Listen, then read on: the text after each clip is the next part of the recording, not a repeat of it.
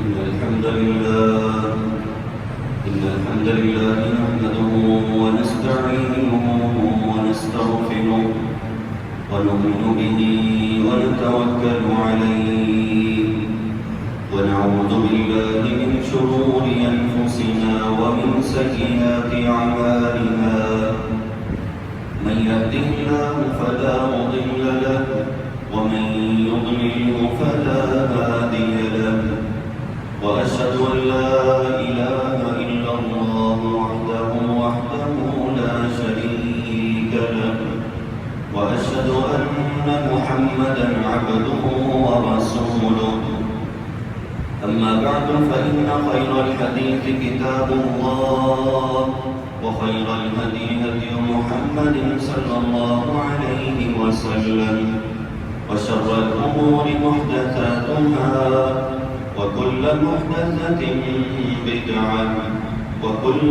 بدعة ضلالة وكل ضلالة في النار.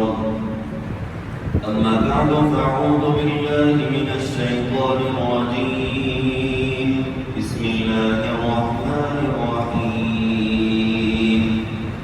يا أيها الذين آمنوا اتقوا الله حق تقاته ولا تموتن إلا وأنتم مسلمون.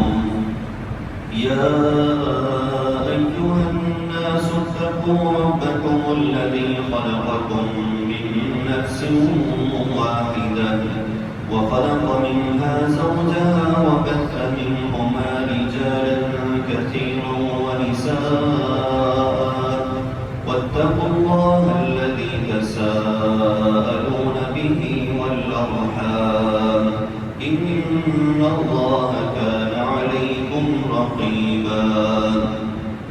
يا أيها الذين آمنوا اتقوا الله وقولوا قولا سديدا يصلح لكم أعمالكم ويغفر لكم ذنوبكم ومن يطع الله ورسوله فقد فاز فوزا عظيما. وقال تعالى في مقام آخر يريدون ليطفئوا نور الله بأفواههم والله متم نوره ولو كره الكافرون. هو الذي أرسل رسوله بالهدى ودين الحق ليظهره على الدين كله ولو كره المشركون.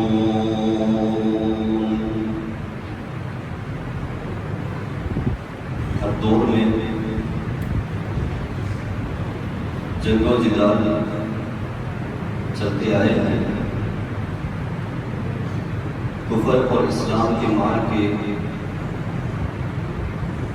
یہ ہمیشہ سے اس روئے زمین پر ہوتے ہوئے چشم فلک نے دیکھے اور ہمیشہ سے ہی اہل کفر ہر لحاظ سے وہ زیادہ نظر آئے. افرادی قوت، اسلحے کی قوت، ساز و سامان کی قوت، مال و متاع کی قوت، لیکن صرف ایک چیز جس سے وہ محروم رہے ہیں وہ ایمان کی قوت ہے کہ جو ان کے نصیب میں نہ تھی.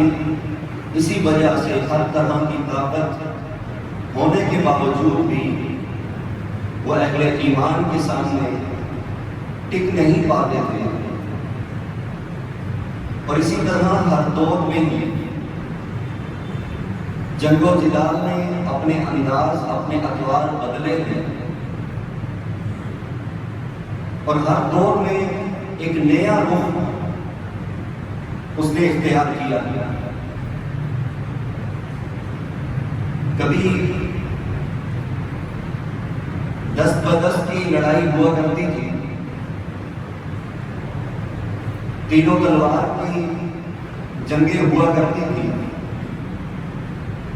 آمنے سامنے ایک دوسرے کے قریب تک ہو کر لڑا جاتا تھا۔ پھر وقت آیا کہ اس نے اپنا انداز بدلا، منجیک کا دور آیا، اس کے ذریعے پتھر پھینکے جانے لگے۔ یوں ہر دور میں ہی جنگ کے اطوار بدلتے رہے۔ گزشتہ چند سالوں سے جنگ نے ایک نیا رخ اختیار کیا ہے۔ جو گولی بارود کی جنگ ہوا کرتی تھی وہ 5th جنریشن وار کی شکل اختیار کر گئی ہے۔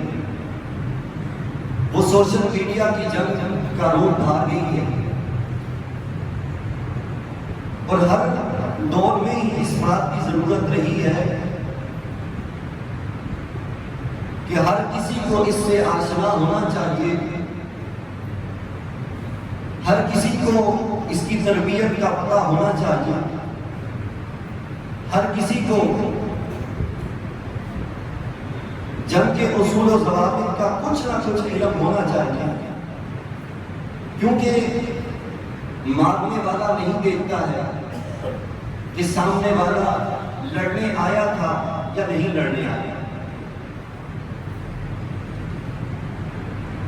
اب یہ جو محاذ آلائی کفر اور اسلام کے درمیان چلی آ رہی ہے، اور آج مشرکین مکہ کے ورثاء ہزاروں کی تعداد میں بتوں کو، طرح طرح کی چیزوں کو پوجنے والے ایک اللہ وحدہ لا شریک کو ماننے والوں سے جب لڑنے کے لیے دیگر اہل کفر کو جمع کر کے میدان سجا چکے ہیں، میدان میں اتر چکے ہیں، تو یہاں پر اہل ایمان کے لیے بھی کچھ اسباق ہیں جو کہ اللہ تعالیٰ نے 1450 سال قبل ہی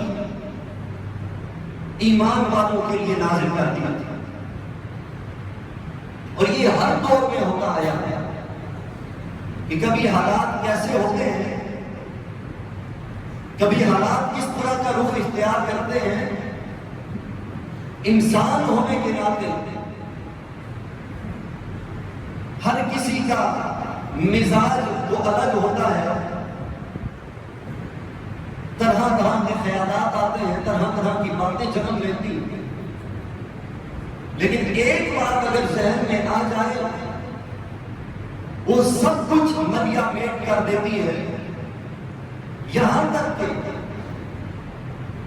انسان اس حد تک بھی پہنچ سکتا ہے کہ اپنے ایمان سے ہاتھ دھو گیا۔ اور وہ بات کیا ہے؟ وہ اللہ تعالیٰ کے فیصلے پر، اللہ تعالیٰ کے قانون پر اعتماد اور یقین نہ ہونا ہے۔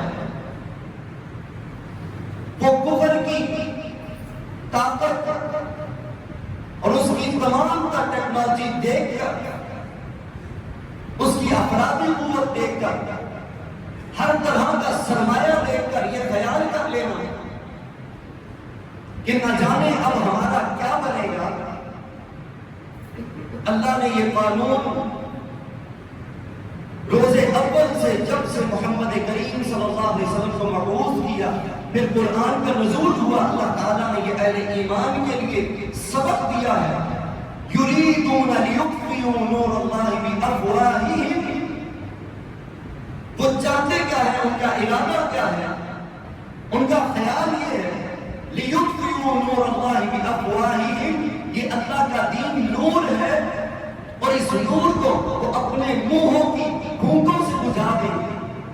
اللہ تعالیٰ نے ان کی طاقت، ان کی قوت، ان کی توانائیاں، ان کے اسلحے، ان کے سرمائے سب کو ایک طرف رکھتے ہوئے اہل ایمان کے پاس کم سرمایہ ہونے کے باوجود بھی ایک ہی بات ارشاد فرمائی ہے، لیطفئوا نور اللہ بافواہہم، ان کی ساری کی ساری قوت رب رحمان فرماتا ہے ان کی منہوں کے بھوکوں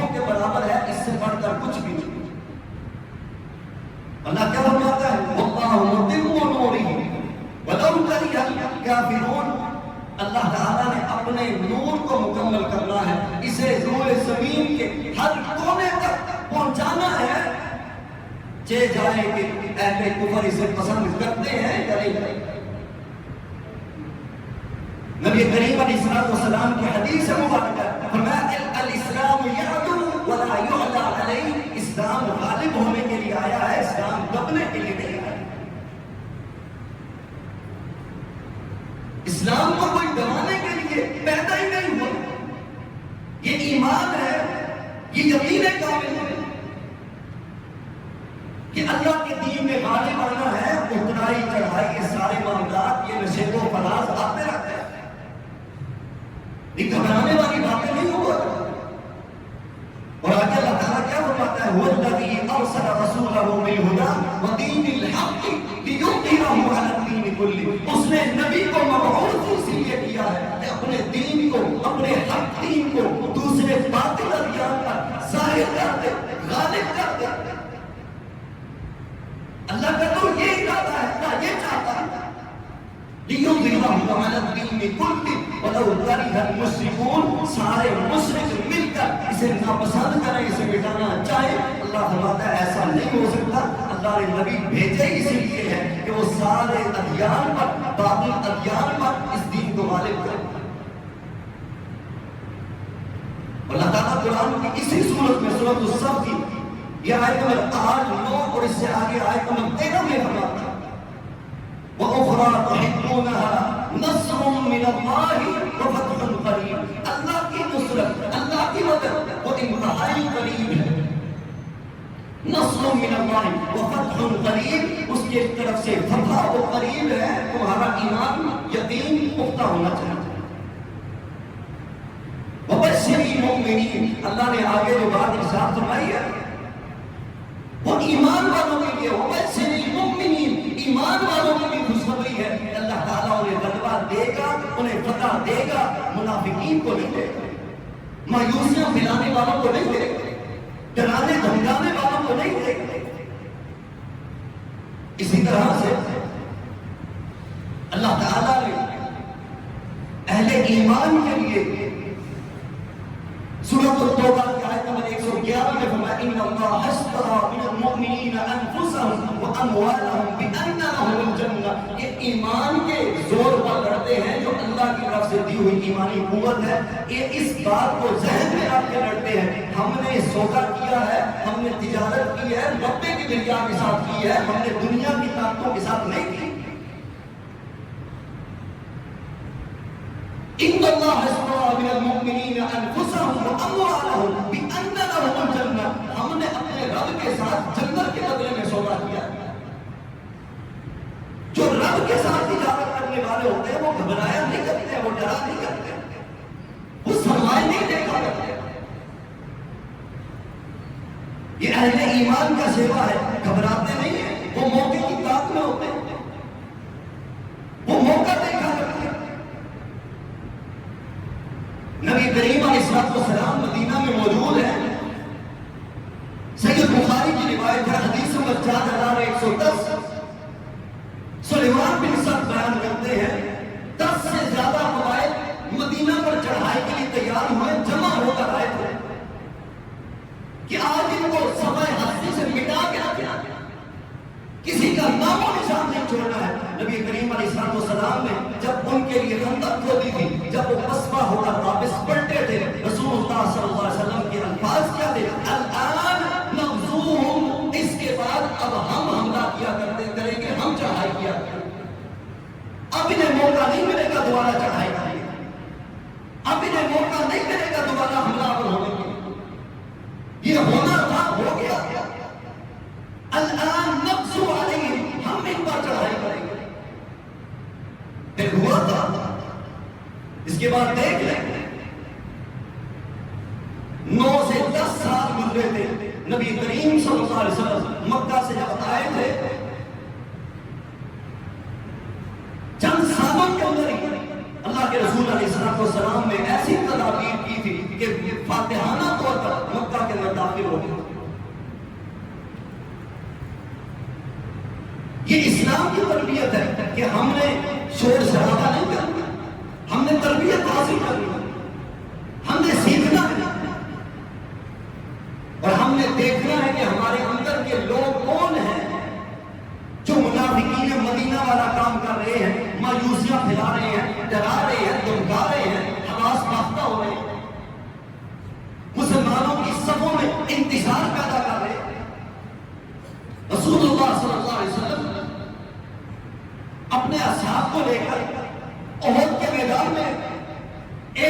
کا دشمن ہے، دشمن بالکل نام میں سامنے میدان کے اندر سے عبداللہ بن ابی رئیس المنافقین اپنے 300 ساتھیوں کو لے کر باہر نکل جاتا ہے۔ وہ جانتا تھا کہ یہاں پر 1000 میں سے 300 نکل کے ان کی حالت خراب ہو جائے گی، لیکن یہ نہیں جانتا تھا کہ لڑنے والے اللہ کے بھروسے پر لڑنے والے ہیں، رب کی مدد کے منتظر ہوا کرتے ہیں۔ یہ نہیں جانتا تھا یہ وہی ہیں جن کے لیے اللہ نے بدر کے میدان کے اندر 1000 فرشتوں کا نزول کر کے مدد کی۔ ہمیں سوچنا سمجھنا، دشمن کا کام ہے وہ پھوٹ ڈالے گا، وہ افراتفری پھیلائے گا۔ غزوہ بدر کے موقع پر کیا ہوا؟ رسول اللہ صلی اللہ علیہ وسلم میدان میں ہے، 313 کل تعداد 313، بعض روایات میں آتا ہے 319۔ اور کون کون تھے؟ سارے جنگجو نہیں تھے، لڑنے والے نہیں تھے، ساری جمع پوجی نبی کریم علیہ السلام لے کر آئے تھے۔ اس وقت ابو سفیان نے کیا چال چلی؟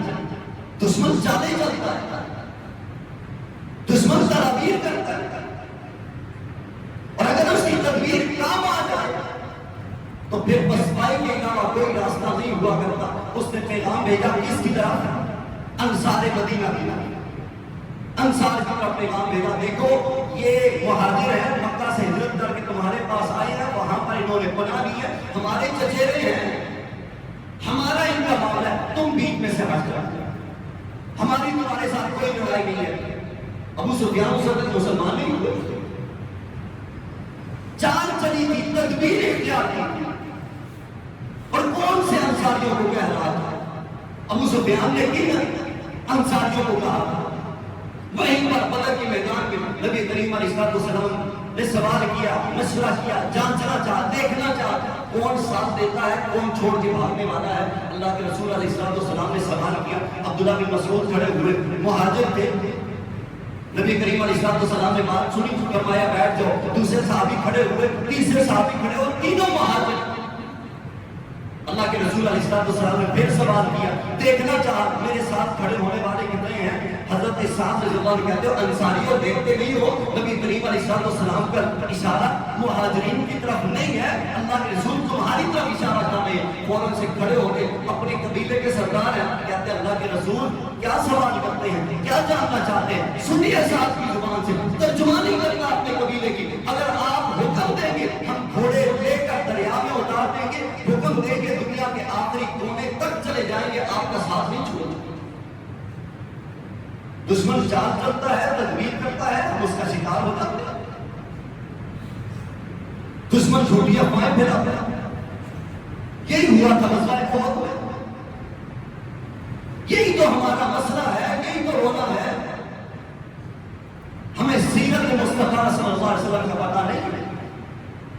مصعب بن عمیر رضی اللہ عنہ کی شکل و صورت، چہرہ نبی کریم صلی اللہ علیہ وسلم سے مشابہت رکھتا تھا۔ مصعب بن عمیر وہاں پر شہید ہوئے، مشرکین مکہ نے فائدہ اٹھایا، کسی صحابی کی زبان سے بھی نکلا، انہوں نے پہچانا نہیں، کہنے لگے کہ اللہ کے رسول کو شہید کر دیا۔ وہاں پر کفار نے سنا، انہوں نے بھیجا دیا کہ جب ان کا لیڈر ہی دنیا میں نہیں رہے گا، یہ کس طرح سے لڑ سکیں گے؟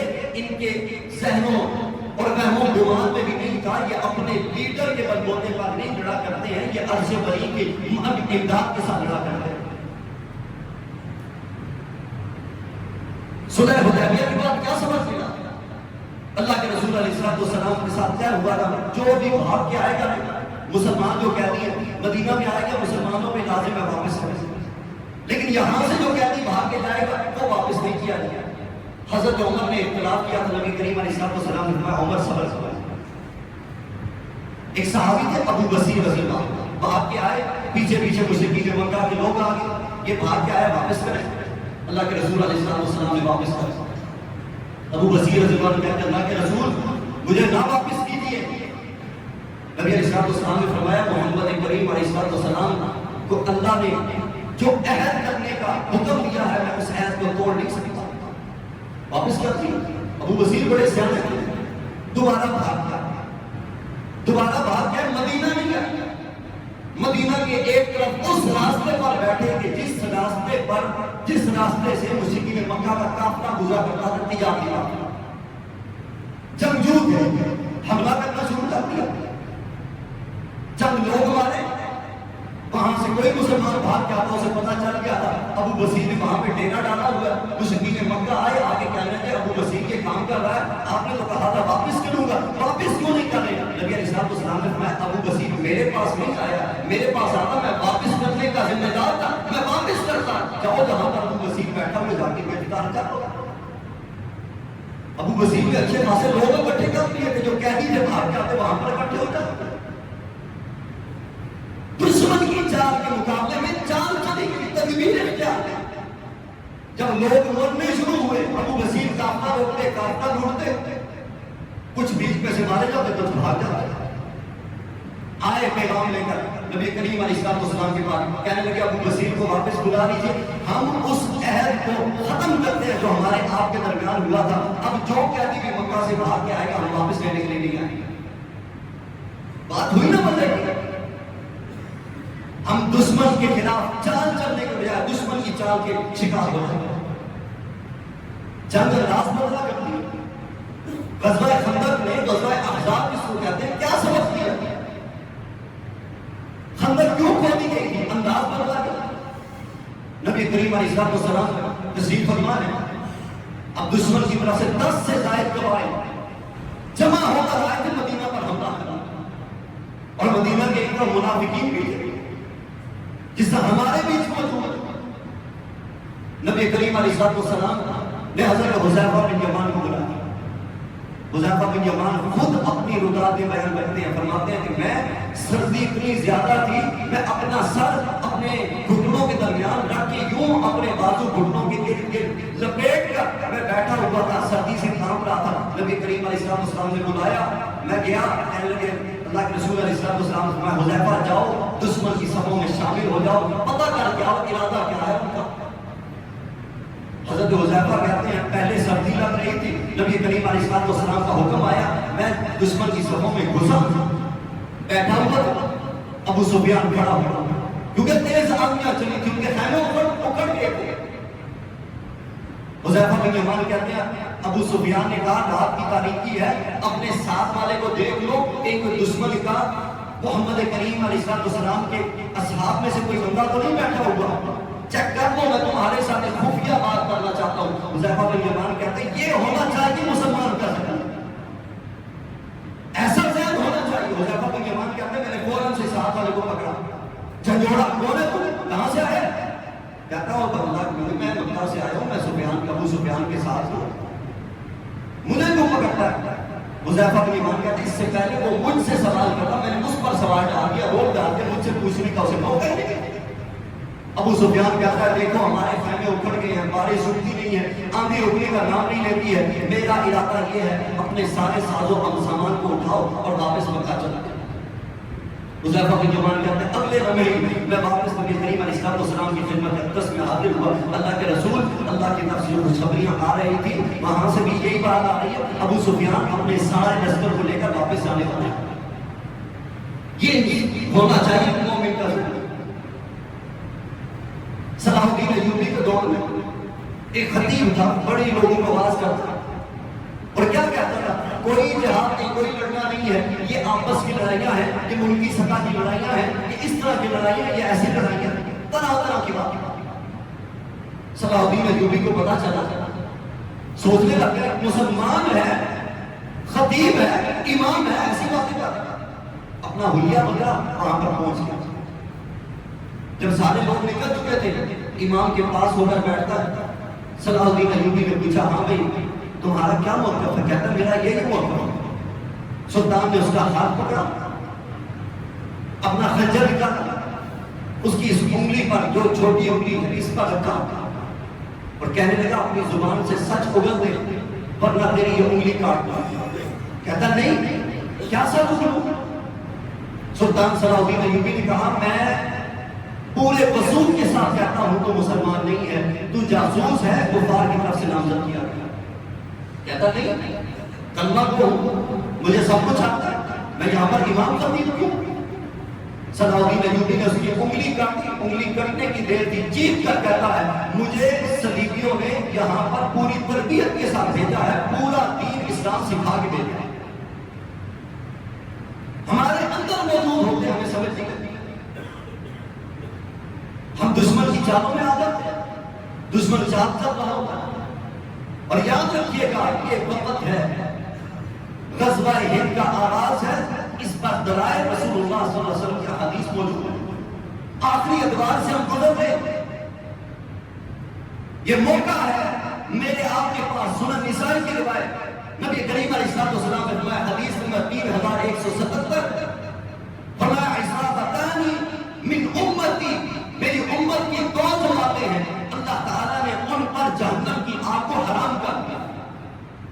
عصابتانی من امتی، دو جماعتیں ہیں اللہ نے جہنم کی آگ کو حرام کر دیا۔ فرمایا ایک وہ جماعت جو غزوہ ہند لڑے گی، اور دوسری وہ جماعت وہ عیسیٰ بن مریم علیہ السلام کے ساتھ مل کر دجال کے خلاف جہاد کرے گی۔ اللہ نے دونوں پر ہی جہنم کی آگ کو حرام کر دیا۔ میں نے جس طرح ذکر کیا یہ تیر و تلوار کی جنگ نہیں ہے، یہ صرف گولی بارود میزائل کی جنگ نہیں ہے، یہ سوشل میڈیا ففتھ جنریشن وار کی شکل اختیار کر چکی ہے۔ ہر فرد ہے ملت کے مقدر کا ستارہ، میں اور آپ سب اس میں حصے دار بن سکتے ہیں، اور میں اور آپ سب ہی نقصان دینے والے بھی بن سکتے ہیں۔ اور وہ کون سا ذریعہ ہے، کون سا راستہ ہے؟ وہ سوشل میڈیا۔ جنگ کے موقع پر اتحاد کا حکم دیا گیا ہے، آپسی لڑائیوں کا نہیں دیا گیا۔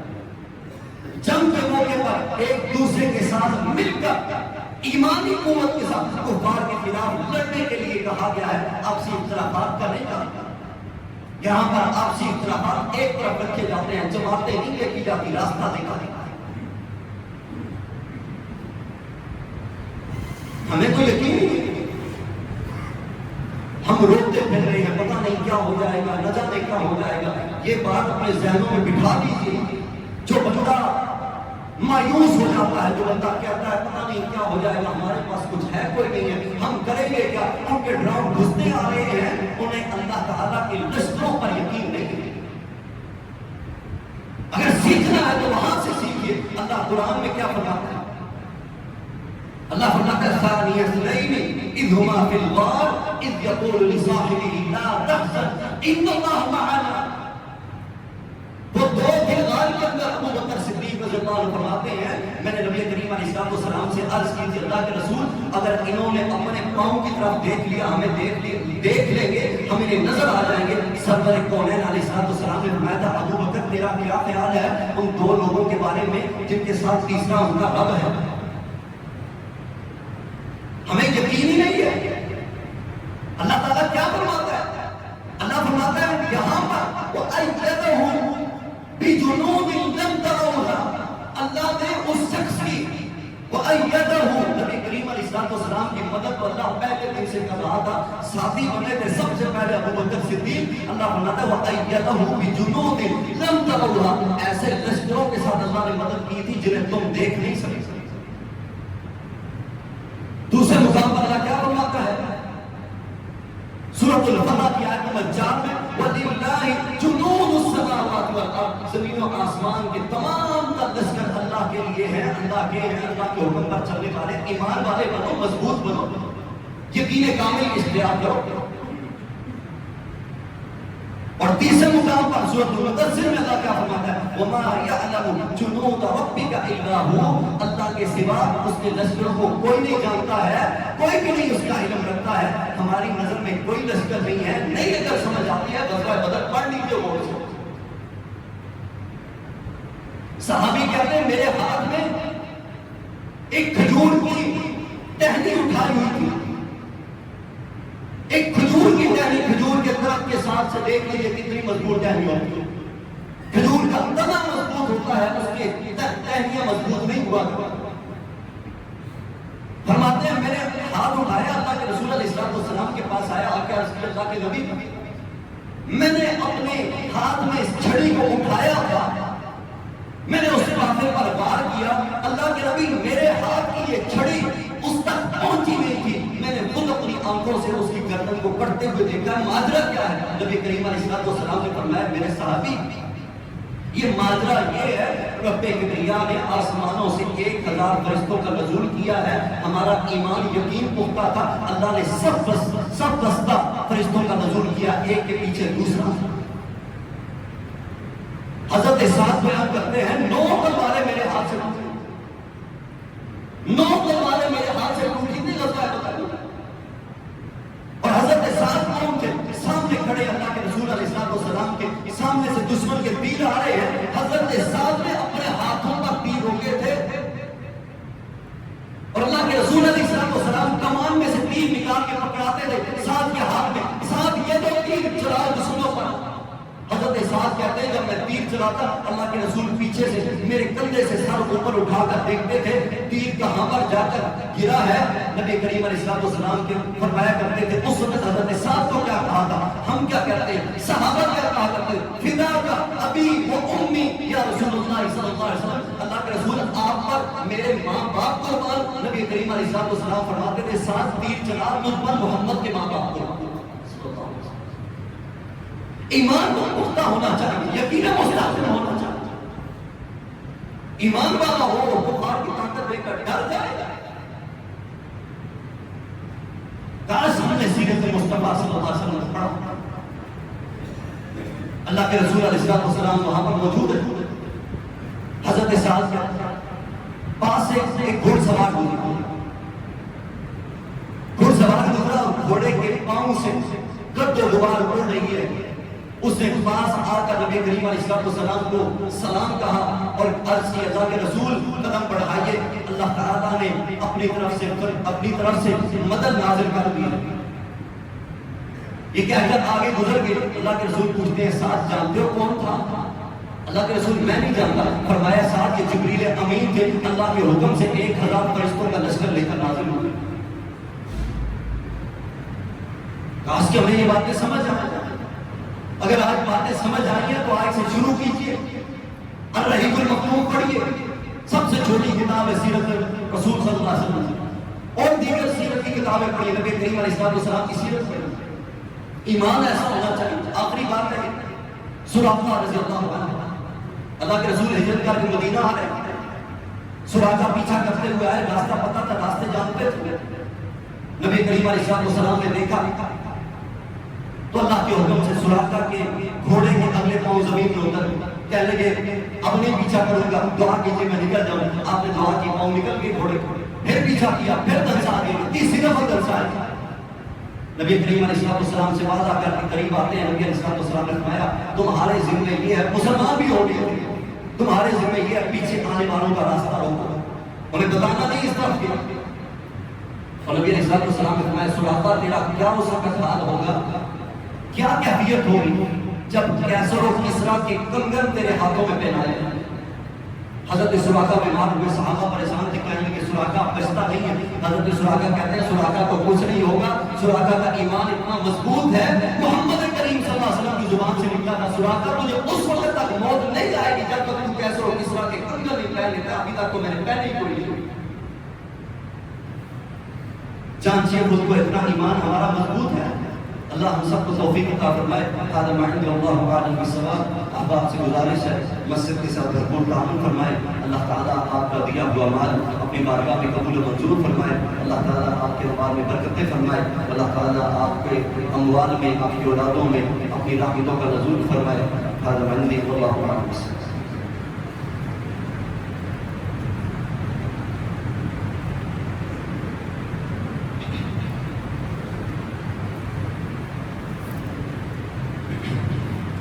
إن الحمد لله نحمده ونستعينه ونستغفره ونؤمن به ونتوكل عليه ونعوذ بالله من شرور أنفسنا ومن سيئات أعمالنا.